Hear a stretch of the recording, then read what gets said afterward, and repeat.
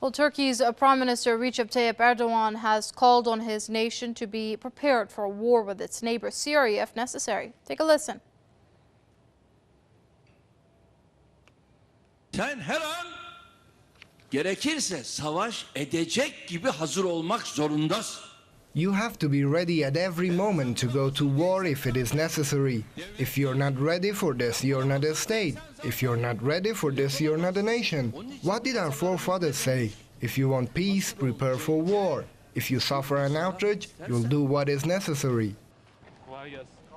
Well, Erdogan's remarks come amid days of military strikes between the two countries. Ankara accuses Syria of shelling southeastern border village of Hatay. 5 civilians died last week in the strike that provoked cross-border shelling. Also, the Turkish parliament authorized the government to use military force against Syria if necessary. On Saturday, Ankara deployed tanks and armored vehicles along its border with Syria. Damascus, however, denies claims that the Syrian military was involved in the shelling.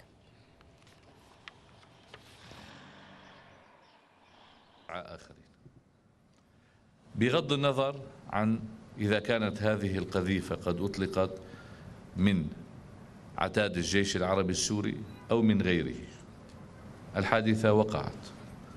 أولا، نحن عزينا بضحايا الحادثة، عزينا لأننا تصرفنا، حزنا لموتهم، عزينا بهم، وقلنا أننا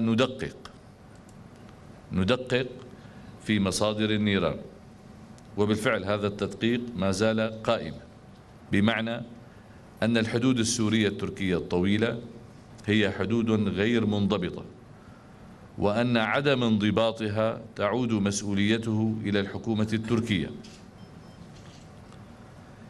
وأن ما تدعيه الحكومة التركية بهذا الشأن هو محض كذب وافتراء وتضليل. Well, to discuss this further, we're being joined by Michael Chossudovsky via Skype from Montreal, Canada. He's with the Center for Research on Globalization. Many thanks for joining us here on Press TV. Now, 5 days of military strikes, and now the Turkish Prime Minister is calling on his country to prepare for war. With the way things have gone so far, would Turkey have come to this regardless the mortar that fell in from Syria? Well, this has been a hidden agenda for quite some time. The war on Syria is already de facto because Turkey is supporting the Free Syrian Army. It's training the rebels. It's allowing for the influx of mercenaries through its territory. It is providing logistics to the terrorists inside Syria, and it has special forces also within Syrian territory. And I should say that the military high command has confirmed that it's supporting the Muslim Brotherhood as well, involved in the insurrection. So the war is de facto. Now, this incident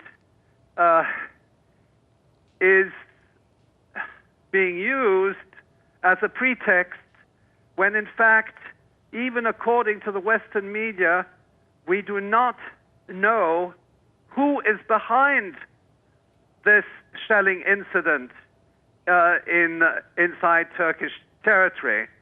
The Ankara government blames Damascus, it blames the Syrian armed forces, but if you look at some of the press reports emanating from the New York Times on the one hand, the German media, there is absolutely no proof that these shots were actually done by the Syrian governmental forces, and they could have been done by the Free Syrian Army. They could also be used deliberately as a pretext to enable Turkey to proceed to the next phase of this war. Now, what is also, of course, very disturbing is the fact that Turkey, as a member of NATO, may well invoke Article 5 of the Washington Treaty, which stipulates that an attack on one member is an attack on all members. It's the doctrine of collective security, And this might be the first step for a NATO involvement. Yes, that brings me to Syria. my next question, Professor Chossudovsky. Do you think that through this escalation of this conflict, we're going to see direct NATO involvement? Because we're already getting reports that NATO artillery and weapons are already being used by the Turkish military in the shelling. Well, that's clear. Turkey is already involved. Turkey is already involved inside Syria. Now, what I think is possible is that Turkey is going to demand the formation of some kind of a buffer zone, which essentially means the occupation of certain border areas of Syria. This has been on the drawing board of military planners for quite some time. Turkey has territorial aspirations as far as Syria is concerned, but it's more than that. The coastline which links Turkey to Lebanon and Israel, going through Syrian territory. This is also an objective: is to gain control over that coastline. In other words, we have to understand that Turkey is a major military power in the region. It is involved in the conflict. It is supporting mercenary fighters inside Syria, and there is the distinct danger of military escalation, not only in terms of Turkish regular forces now entering officially into Syrian territory, but also that this might extend to a subsequent NATO involvement under the doctrine of collective security.